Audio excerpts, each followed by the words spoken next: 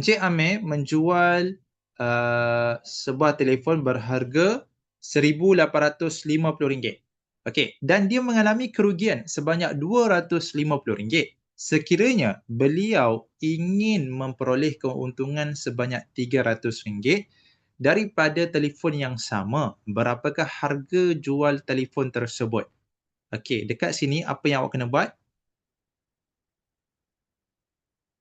Agak-agak apa yang awak rasa kena buat dekat sini?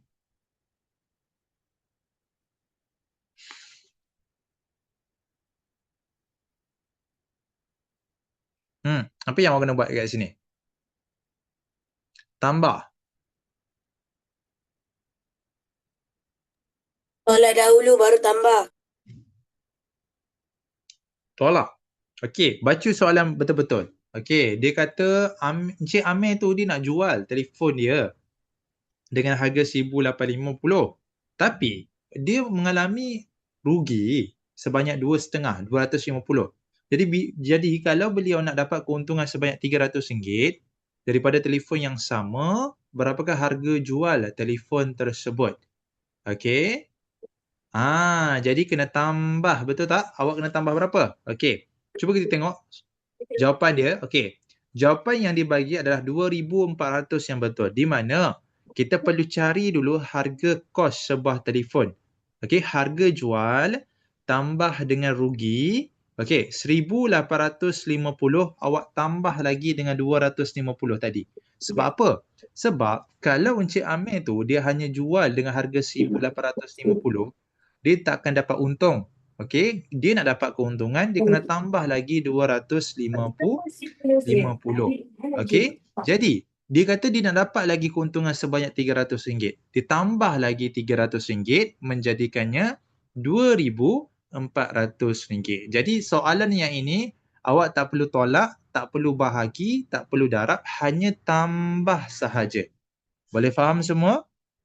162, 54 dan 18. Kalau awak tengok dekat sini, pola nombor tu dia makin mengecil ke makin menurun? Of course, dia makin menurun. Pola yang menurun. Okey, agak-agak. Kalau ikut pemikiran awak, awak rasa kalau nombor 18 ni, lepas daripada 18 ni, kalau dia pola menurun, apa jawapan dia? Agak-agak awak lah. Tapi kalau nak agak-agak pun dia ada pengiraan dia juga. Okey, ada yang jawab 6. Oi, betul 6. Okey, sebab apa? Okey, cuba tengok. Bermula daripada 486. Okey. Okey. Cuma, awak tengok sini. 486 ni, bila awak bahagi dengan 3, awak akan dapat 162. Ini bermaksud semua nombor ni awak kena bahagi dengan 3. Jadi menunjukkan setiap nombor berkenaan kena bahagi dengan 3. Dia berlarutan. 486 bahagi dengan 3, 162 pun bahagi dengan 3, 54 pun bahagi dengan 3 dan 18 pun bahagi dengan 3. Boleh faham tak semua? Boleh? Jadi ini menunjukkan setiap nombor berkenaan kena menggunakan pola yang sama, iaitu pendaraban yang sama dengan nombor yang sama. Okey, boleh faham tak ni? Okey. Jadi jadi kena fikirlah. 486 ni bahagi dengan berapa nak dapat 162? Okey, jadi dekat situlah pemikiran awak kena diteruskan. Mana kata idea tu kena bercambah. Kena fikirlah berapa pembahagian yang sesuai untuk awak dapatkan 162. Boleh? Boleh tak? Kita masuk pula kepada soalan yang kedua. Syarikat Nursihat membotolkan 7.5 juta liter air mineral ke dalam botol-botol kecil untuk diedarkan kepada peserta yang lain. Okey.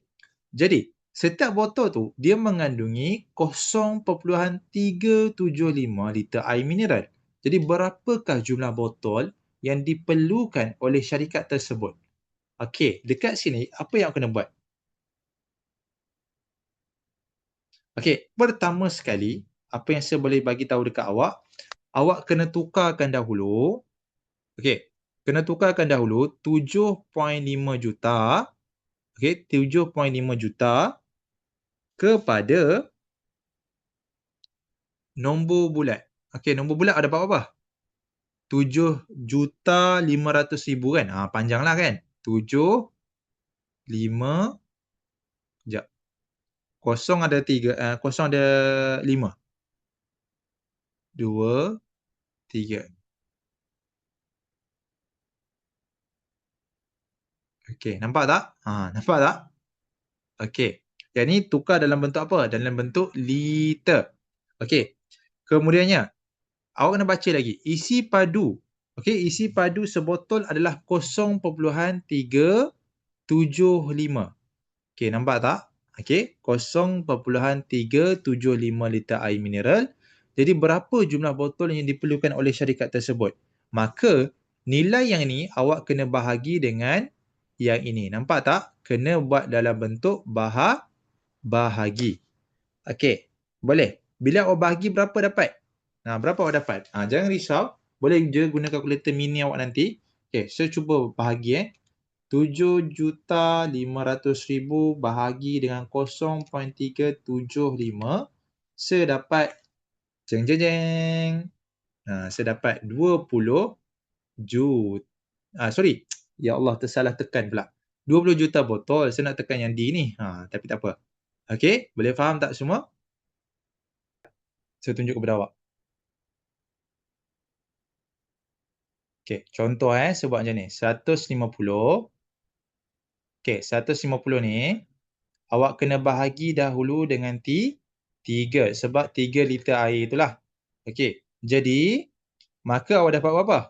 Awak akan dapat dalam 50 gram kan? Betul tak? Awak akan dapat dalam 50 gram. Okey. Alright. Kemudiannya kira jumlah serbuk yang diperlukan. Okey, dia ada 8 liter air kan? Betul tak? Sebab itu awak kena bahagi dengan 3 untuk dapatkan 1 liter air. Sebanyak 50 gram diperlukan. Maka 8 liter ni, okey, yang 8 liter ni daripada soalan tu kan? Okey, 8, sorry. Tak cantik pula 8 saya tapi tak apa. It's okay. Yang penting awak tahu itu 8. Okey. Darab dengan 50. Okey, awak darab dengan 50.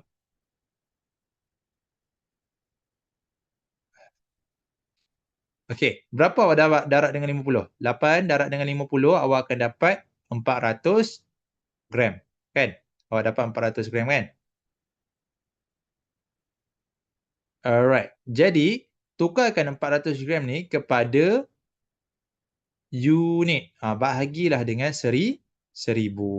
Okey, bahagi dengan 1000. Okey, bila mana awak bahagi dengan 1000, awak dapat berapa? Yang inilah soalan paling senang sekali. Berapa dapat? Bagi tahu dekat saya, berapa awak dapat? 400 bagi dengan 1000, berapa? 0.40 kilogram. Boleh faham tak ni? Boleh faham tak untuk soalan yang ni? Ingat, soalan yang ni awak kena buat apa?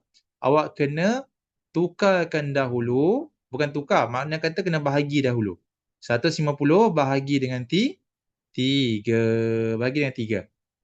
Okey, dan kemudiannya 8 ni darab dengan 50 dan dapatlah 400 bahagi pula dengan 1000. Kenapa bahagi dengan 1000 kelas? Sebab kita nak bentukkan dalam bentuk kilogram. Kan? Sebab ini kan gram. Bila gram tukarkan kepada kilogram, kena bahagi dengan 1000. Ingat tak sifir? Ingat sifir pula dah. Ingat tak formula? Ingat kan formula dia? Ingat kan? Formulanya, kalau gram tukarkan kepada kilogram, 1000. Boleh faham? Kena ingat. Jangan tak ingat. Sebab dalam soalan, dia tak bagi tahu formula tau. Jadi siap-siap ingat. Okey, boleh?